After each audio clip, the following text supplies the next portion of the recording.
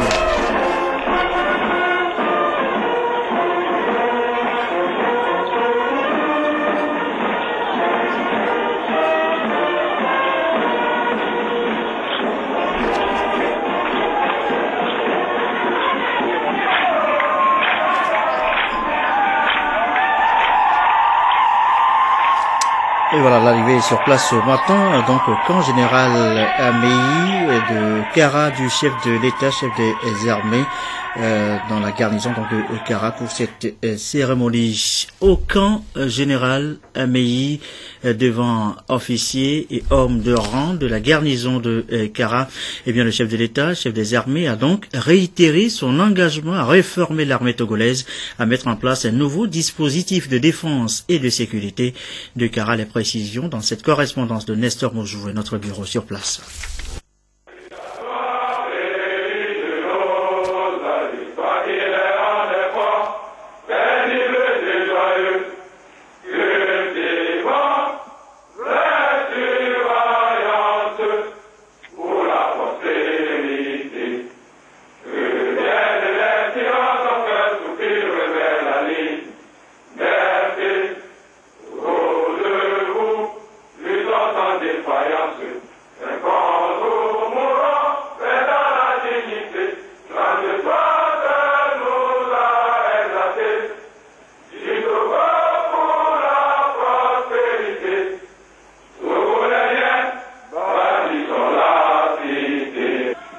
C'est par l'hymne national, expression de leur attachement à la patrie, que les forces de défense et de sécurité de la garnison de Kara ont accueilli cette rencontre initiée par le chef de l'État, chef des armées. Une rencontre qui s'inscrit dans la série d'échanges entreprises par le président de la République dans le processus de la refondation du système de défense et de sécurité. Dans son allocution d'ouverture, le président Faure Gnassingbé a tenu à préciser l'idée qui sous-tend cette réforme. Mon général, chef d'état-major général des forces armées togolaises, monsieur le chef d'état-major de l'armée de terre, monsieur le conseiller spécial, monsieur le chef d'état-major particulier, officiers, sous-officiers et militaires du rang des forces armées togolaises ici présents, membres des forces de sécurité de la garnison de Kara en vos grades et rangs respectifs. Le 5 juin, j'ai annoncé devant l'ensemble des officiers réunis au palais de la présidence la refondation des forces de défense et de sécurité. Le 2 juillet, j'ai confirmé devant vos camarades de Lomé ma volonté de voir nos forces s'adapter sans tarder aux menaces nouvelles qui nous entourent et que chacun peut voir se développer dans le monde, mais aussi sur notre continent et plus près de nous, dans la sous-région. La nouvelle organisation militaire territoriale dans laquelle les forces armées togolaises et la gendarmerie nationale rapprochent leurs structures permettra une meilleure efficacité. Cette efficacité se traduira en particulier dans le domaine du renseignement et dans celui de la réaction rapide pour répondre aux situations d'urgence et de crise. L'objectif que nous devons tous partager est de garantir la sécurité de notre pays, notre cher pays, le Togo, contre toute agression extérieure, mais aussi contre toute menace terroriste, quelle qu'en soit son origine. Notre souveraineté nationale ne peut et ne doit être remise en cause par personne. Notre liberté est à ce prix, même si, à aucun moment, nous ne remettons en cause, bien au contraire, une coopération étroite avec nos alliés et nos voisins. Dans cette perspective, la police nationale sera, comme je l'ai déjà annoncé, très vite concernée par cette refondation, en gardant bien sûr son caractère spécifique. Rien ne doit nous faire douter de notre capacité à relever les défis de notre temps dans le cadre démocratique décidé par le peuple togolais. Aussi, je compte sur vous tous pour que, sous l'autorité des chefs légitimes que j'ai désignés à votre tête, vous vous engagiez avec force et détermination dans cette refondation devenue aujourd'hui indispensable, sans naturellement jamais renier l'action remarquable menée par vos anciens sous l'autorité du général Eyadema, le père de la nation togolaise et fondateur de l'armée.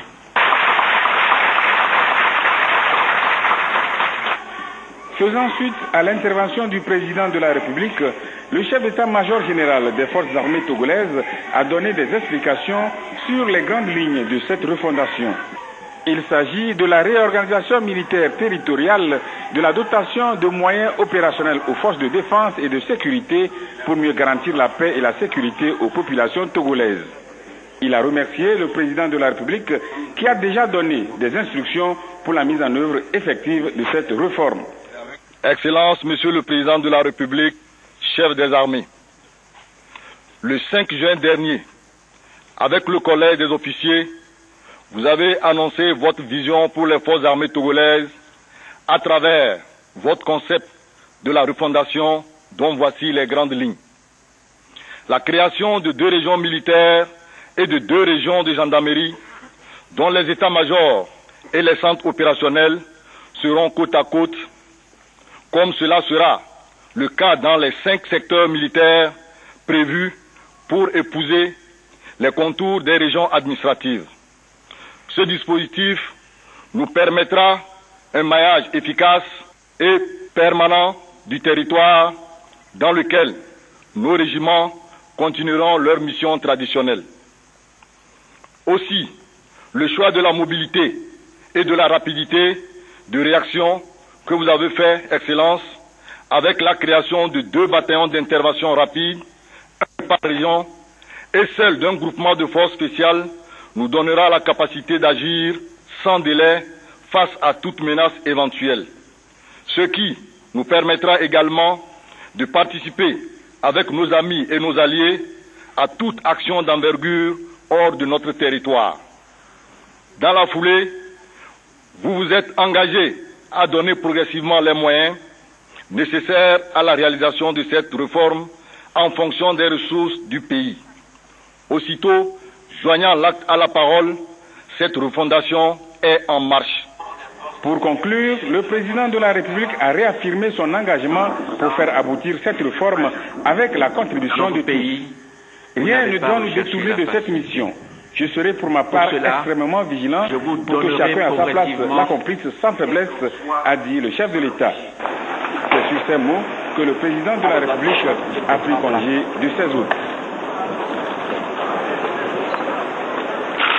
Donc, Excellence, Monsieur le Président de la République.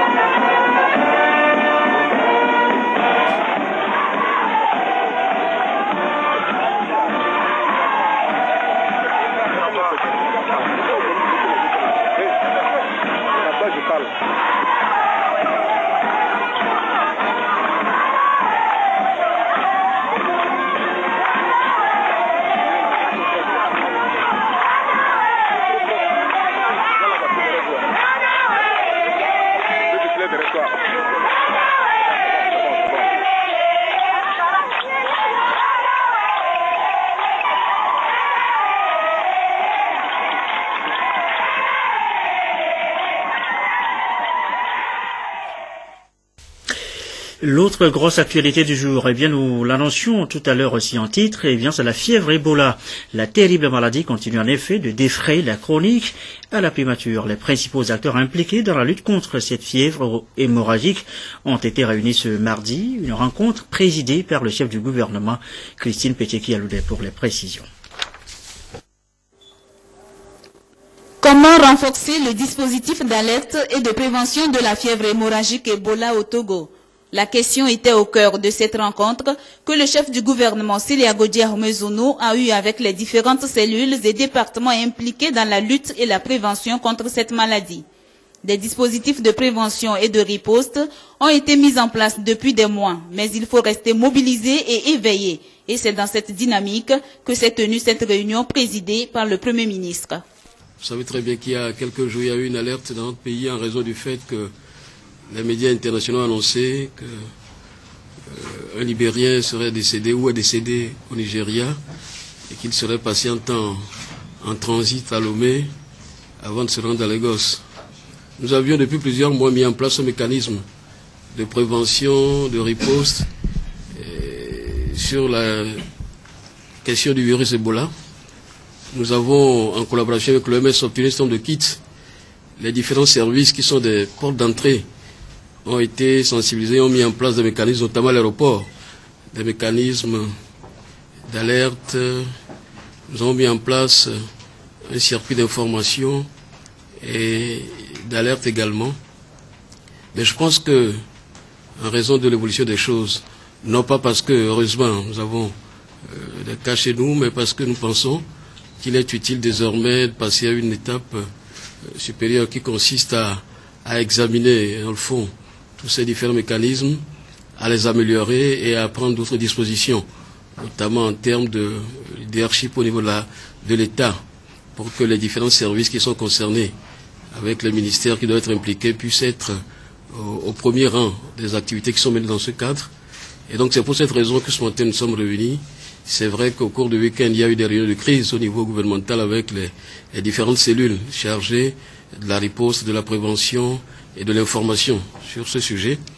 Et nous avons fait un certain nombre de communications avec le secrétaire général du ministère de la Santé et le colonel Saunier, conseiller du président de la République.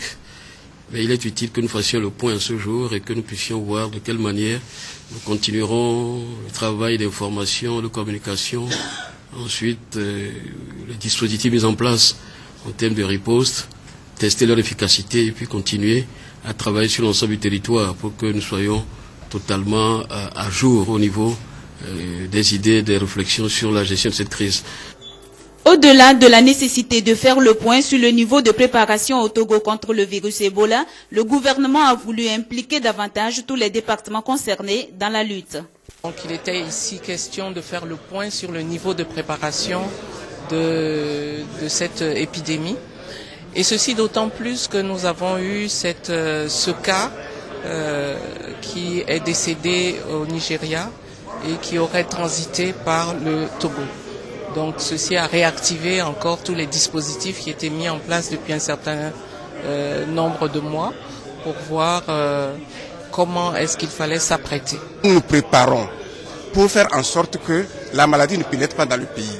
Et si jamais par malheur la maladie pénétrait, qu'on ait un dispositif de riposte tous les membres du gouvernement ont été sensibilisés et sont engagés à apporter leur contribution pour cette lutte. La réunion de très haut niveau que nous venons d'avoir sous la présidence de son Excellence, Monsieur le Premier ministre, va permettre de formaliser une cellule de coordination de haut niveau, interministérielle, qui prend en compte tous les ministères connexes impliqués dans la prévention et la riposte à la maladie. Elle va permettre également de formaliser la cellule et le comité de gestion technique du ministère de la Santé avec implication des autres ministères pour la prise en charge de la prévention et de la riposte à la maladie à virus Ebola.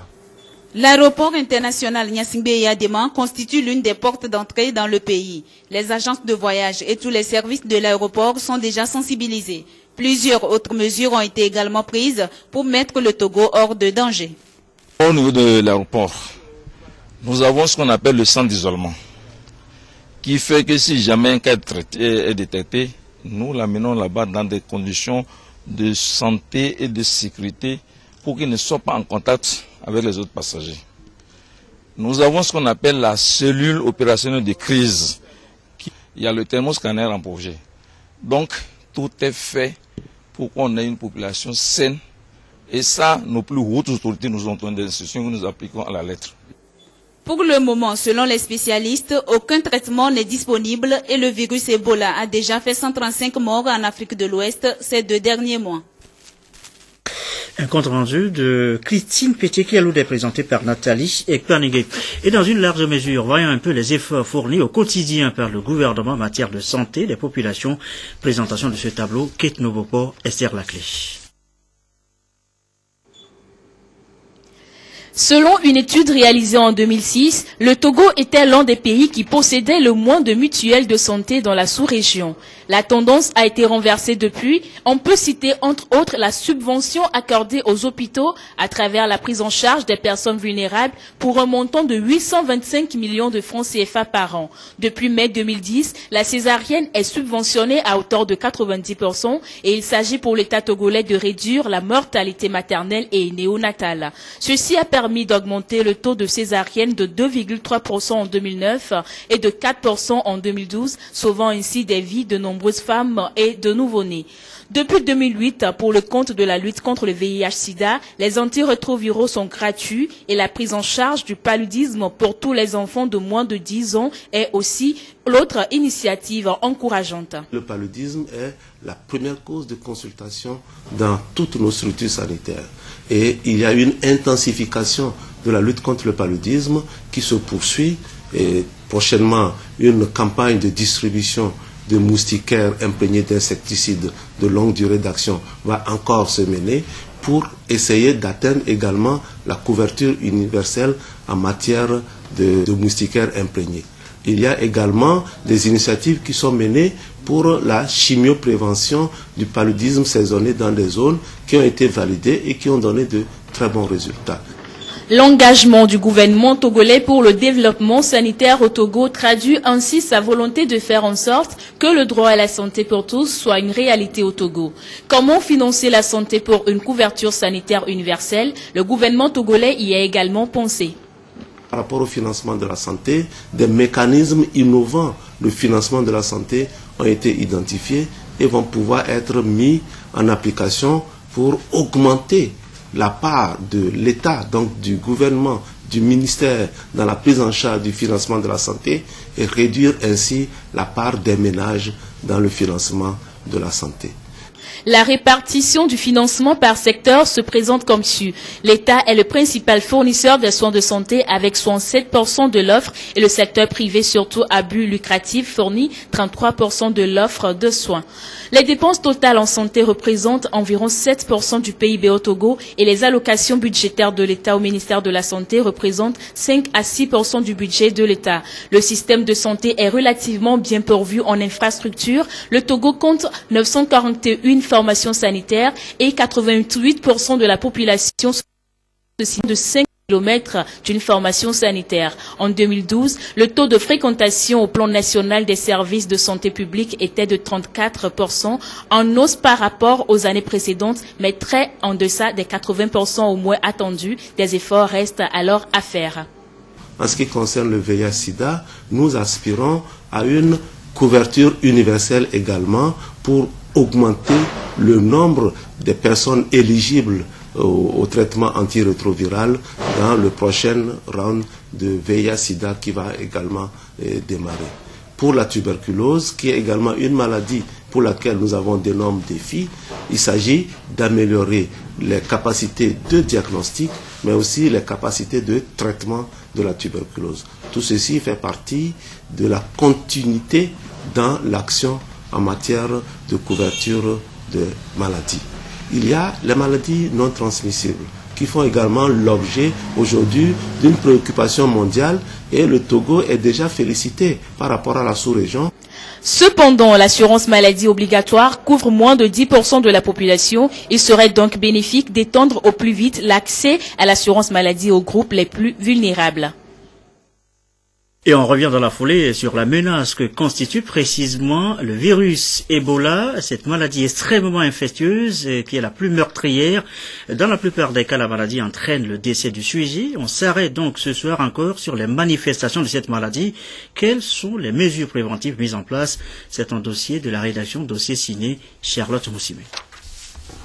La maladie a déjà causé un nombre important de décès dans la sous-région, la fièvre Ebola. Le virus Ebola s'introduit dans la population humaine par contact étroit avec le sang, les sécrétions, les organes ou les liquides biologiques d'animaux infectés. La maladie se transmet essentiellement d'une personne malade à une personne saine.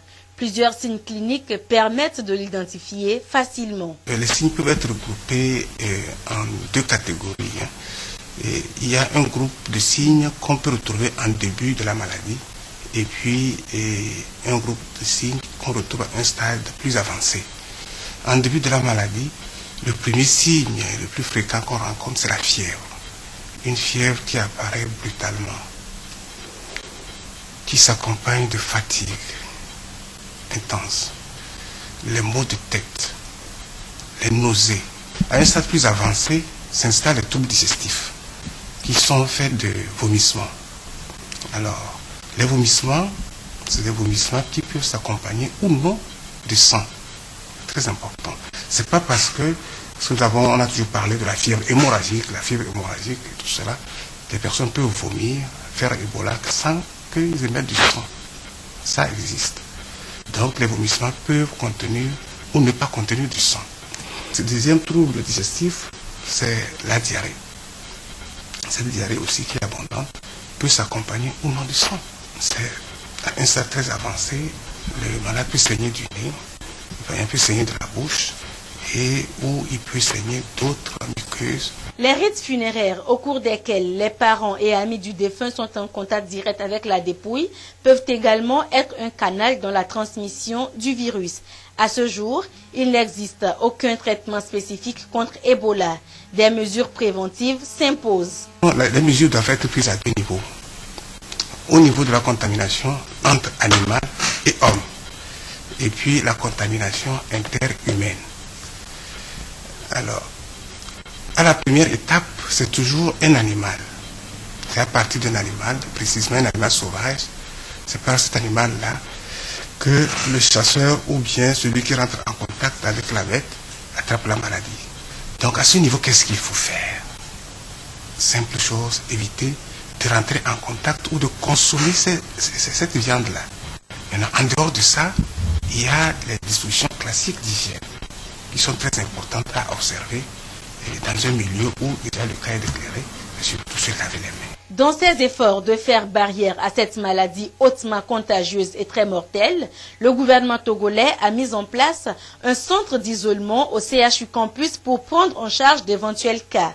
Le numéro vert 111 est toujours fonctionnel pour signaler les sujets qui présenteraient les symptômes de la maladie. Aussi, une cellule communicationnelle dénommée IEC, Information, Éducation, Communication, a-t-elle été mise en place pour sensibiliser la population, fournir les informations nécessaires et faire le point sur l'évolution de l'épidémie. Il est 20h25. Autre sujet évoqué ce soir, cette étude pour la recherche d'une stratégie de compétences pour le Togo, étude lancée ce matin à l'université de Lomé par le Premier ministre. Il s'agit précisément d'évaluer le système d'enseignement supérieur au Togo et d'en faire, in fine, un système qui met en adéquation les formations et les offres sur le marché de l'emploi. Il sera Théo pour les précisions.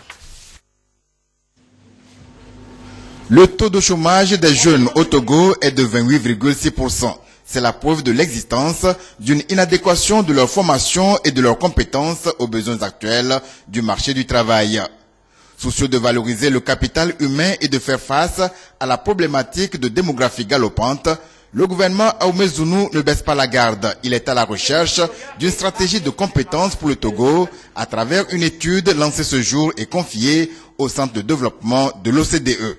Nous allons discuter avec des experts de différents horizons sur quelles sont les principales forces et faiblesses du système d'enseignement supérieur par rapport au marché du travail et la capacité à établir un lien entre le système d'enseignement supérieur et le marché du travail au Togo. Et dans le cadre d'une analyse ou d'une méthodologie innovante, nous allons arriver à la fin de ce séminaire demain à établir quels sont les principaux enjeux pour le pays, et après nous allons réfléchir à quelles sont les meilleures réponses de politique publique par rapport à ces enjeux. La vision du chef de l'État Fonia Singbe de faire du Togo un pays émergent à l'horizon 2030 sous-tend les différentes initiatives du gouvernement. Des études sur le devenir de l'université, sur les rapports que ce temple du savoir doit entretenir avec le monde du travail et sur ses capacités à apporter des réponses aux demandes sociales ont été commanditées. La stratégie innovante que propose l'Organisation pour la coopération économique et le développement OCDE va permettre de renforcer les acquis du ministère de l'Enseignement supérieur dans ses démarches vers la refondation des universités du Togo. C'est de pouvoir arriver effectivement à mieux mettre en adéquation les politiques économiques, les politiques liées au travail et les politiques liées aux formations, au développement des compétences réelles permettant à notre pays de effectivement atteindre ses objectifs d'émergence. L'étude a été donc lancée par le Premier ministre Artem Silabodi Ahmed-Zounou. Pour lui, l'approche novatrice de l'OCDE sera d'un grand intérêt pour le Togo, engagé dans une nouvelle dynamique d'élaboration de nouveaux schémas de formation de la jeunesse. Nos pays en développement sont restés en marge d'une économie mondiale hautement concurrentielle, en raison de leur système éducatif peu préparé à concilier les formations données et les attentes de la société, à établir un bon partenariat entre l'université et le monde du travail, à participer à la création efficiente et à l'utilisation compétitive du savoir. Il faut noter que toutes les évaluations du système éducatif togolais, déjà réalisées, entre autres le plan sectoriel d'éducation et le conseil présidentiel sur l'avenir de l'enseignement supérieur et de la recherche, permettent globalement à notre système éducatif de faire un saut qualitatif. Et je tiens à saluer la valeur ajoutée du présent projet de l'OCDE, qui revêt assurément une approche novatrice. Je puis, pour ma part, vous assurer de tout le soutien du gouvernement qui ne ménagera aucun effort pour tenir ses promesses. Le gouvernement entend jouer pleinement sa partition en appuyant nos universités et autres établissements d'enseignement supérieur dans leur apport potentiel dans toutes nos stratégies de développement économique et social par la valorisation, bien entendu, de toutes les compétences. Il faut donc se réjouir de ce que, sous l'impulsion du président de la République, le gouvernement ait cette vision de rendre l'enseignement supérieur et la recherche au Togo plus novateur, plus sensible aux besoins d'une économie du savoir, concurrentielle à l'échelle mondiale, et de les mettre en ordre de bataille pour gagner le pari d'une mutation socio-économique remarquable dont les fruits ne peuvent que tirer significativement tout le pays vers le haut, pour le plus grand bien de sa jeunesse. La stratégie de l'OCDE sur les compétences est élaborée il y a seulement 2 ans. Sa mise en œuvre entre dans le cadre du plan décennal pour l'éducation 2010-2020 du Togo. Cette stratégie novatrice a déjà cours dans les pays comme l'Autriche, la Corée du Sud, l'Espagne, le Portugal et la Norvège. En Afrique, le Togo fait office de leader des pays en développement.